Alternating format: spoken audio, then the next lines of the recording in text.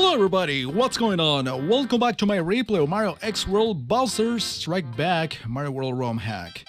So, this is World 7. Remember there were like two different paths that apparently will eventually join and I will be able to make it to Castle 7. Theoretically, the second to last world this game, but you never know how these things work.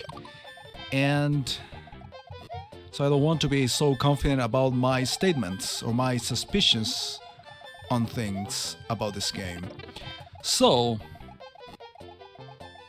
I will be clearing at least one of the paths, optional paths, in order to reach this world. Apparently this is the common point where the two main ways for the game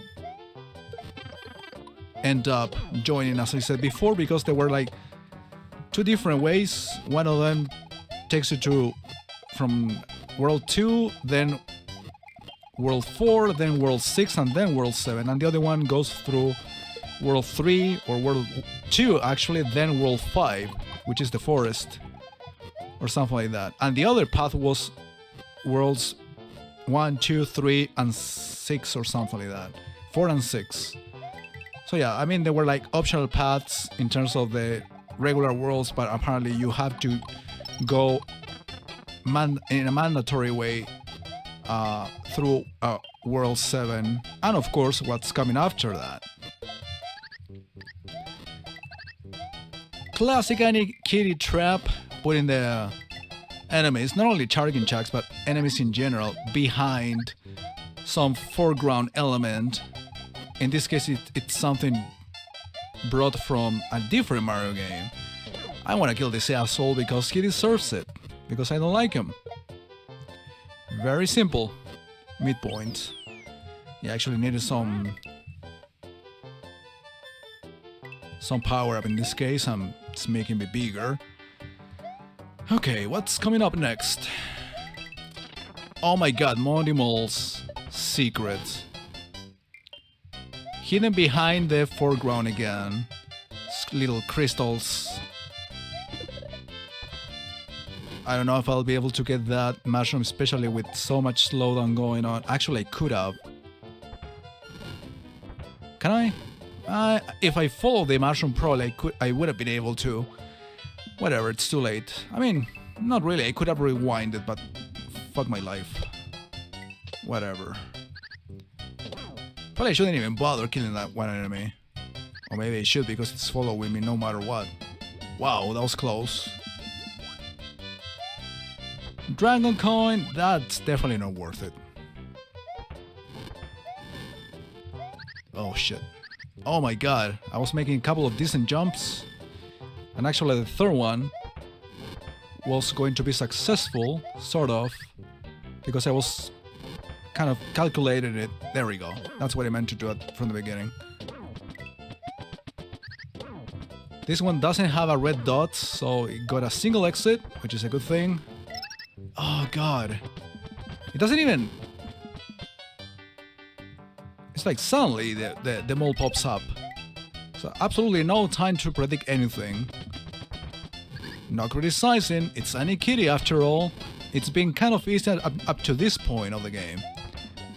Before that, I mean, before this point, it was kind of a... Wow.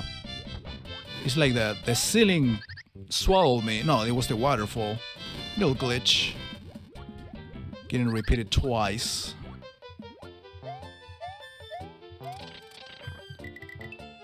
Yeah, okay, this should be the end. It better be the end.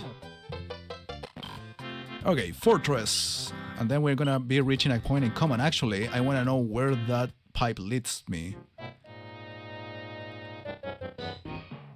Okay. I'm not a big fan of this sort of levels, but at this point of the game, there is no easy level. Again, because it's Annie Kitty.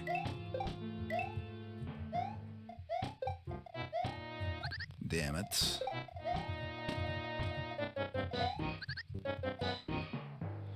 There are power-ups down there. I think I should go at least pick up one of them. What the fuck is that? Are those like footballs bouncing? No, apparently they are not, but they're still enemies. They still count as enemies that hurt you no matter what. Definitely not going for the dragon coin. Has absolutely no further value in this game. It's not a collectible. I'm comparing it with the other hack I'm doing in Spanish on the main channel, in which apparently those coins serve some final purpose. Final purpose as in, I am pretty sure there is going to be some sort of blockade or something that's going to force me to get all of the coins in order to play the very final castle or something like that. Otherwise I wouldn't be able to progress or get the real ending if you want. Having the cape here is not a bad thing. Actually, it's making things easier. As you can see, I skipped some important chunk of the level. I avoided some platforming. But the idea is not to lose it, of course.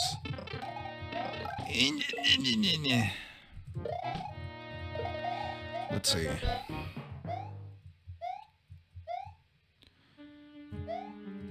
Goddamn Pokeball thing.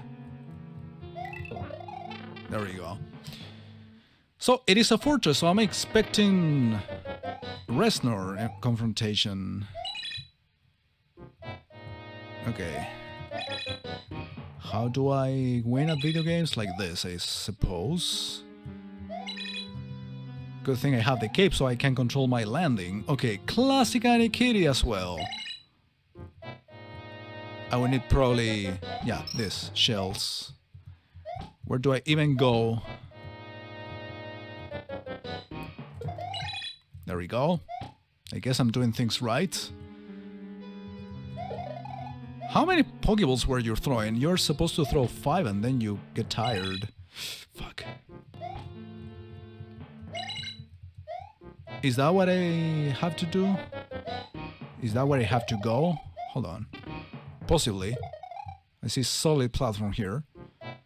So this could be the way to go. The thing is I need to make a kind of a higher jump so I have basically no time to land on the platform and then take care of the enemy.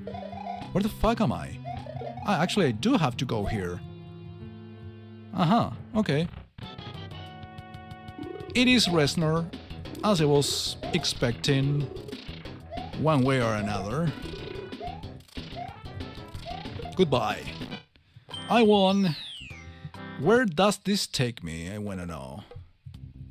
Extra levels around here. Where would that take me? To that...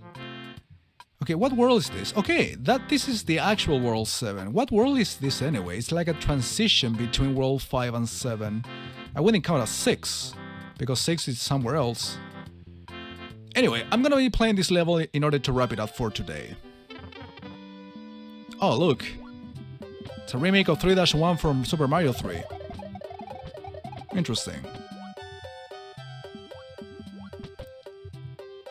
With all the graphic elements, the music, and of course enemies from Mario World.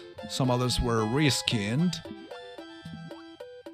I was actually making the comparison. I guess you are still watching my playthrough in Spanish even though you don't speak Spanish. But you're still watching it because it's a ROM hack. I know you guys so well in that sense. If you notice, they took a lot of elements from Mario 3 for the hack. By the way, the hack I'm referring to is Super Mario 2D Land. That's how it's called. In case you want to download it from Super Mario World Central or somewhere else. Wherever it is hosted. So, yeah, it takes a lot of elements from Mario 3, but... I mean, it's not something really new, but I got very glad to see a lot of enemies from Mario 3 with their actual attacking patterns. For example, those like Bassy Beetle looking guys, which are not really Bassy Beetles. You know, those enemies that in some caves where, you know, grab the blocks and throw them back at you. You remember those enemies, don't you? Just to say one example, I could remember another enemy, maybe that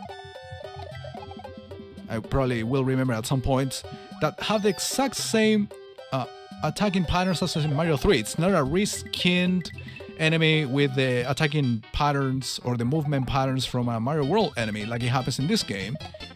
Like it happens here, for example. Because this fish is supposed to replace... No, it's not a ghost. But you know what I'm talking about. So, yeah, I mean, this is an old hack anyway, so... It's not even worth criticizing. I think it is one of my favorite authors, no matter what. I mean, it doesn't matter how old his hacks are. I love them anyway. But I'm glad to see the progress in terms of ROM hacking, not only for the music, but also for the capacity to adapt enemies from older Mario games with their actual skin and their actual attacking pattern into a Mario World type of thing. So we can see real combinations of games in a single game. That gets me super glad.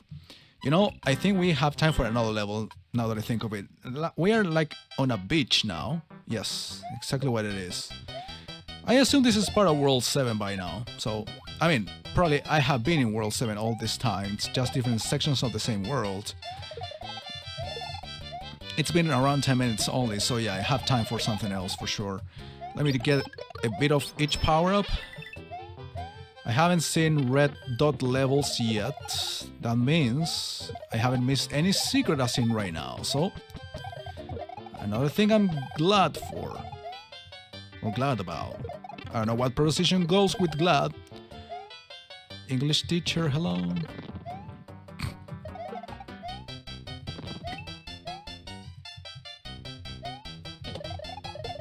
No, happy for it. That's what I was thinking.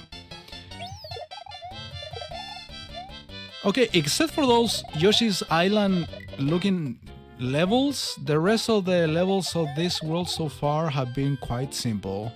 Bunch of enemies, but I haven't seen any super tricky element except for this one I just got hit by. Yeah, I'm gonna be honest here. Yeah, I need to use the bullet bill, not the Koopa necessarily. So, they show the arrow thing, sign. I don't want to lose the cape, to be honest. It's been super useful since the moment I got it.